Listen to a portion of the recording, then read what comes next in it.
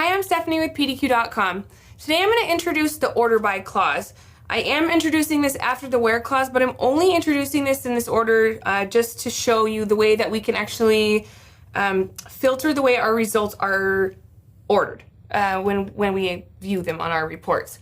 If you look at the order of operations in the way that the clauses are listed out, order by is not after where, but for the sake of the video, it does make sense. So we'll just jump right into it here. We're going to start with a select star from computer scans with an alias on it.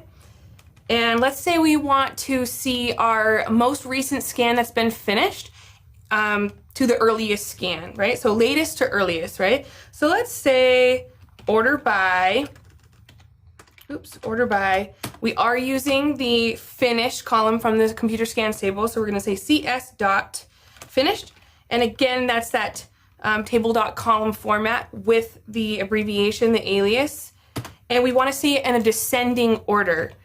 We say DESC to tell the engine that we're going to render the results from most recent to earliest, descending order, run the report.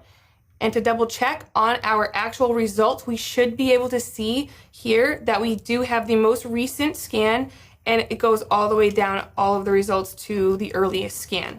Now this does actually work in two different ways. Say we want to define the report and we want to see the results ordered from the earliest scan to the latest scan. We can ask the engine to render the results in an ascending order instead of descending, and then we'll start from the earliest to the latest result. We run the report and we will see that our earliest scan was here on September 12, 2019. And we can scroll down and just verify in our finished column that this actually is ordered from earliest to latest in the ascending order. We will see the order by clause used a lot in the future, and that's really why I wanted to introduce the capability of it now. So until next time, thank you so much. I'm Stephanie with PDQ.com.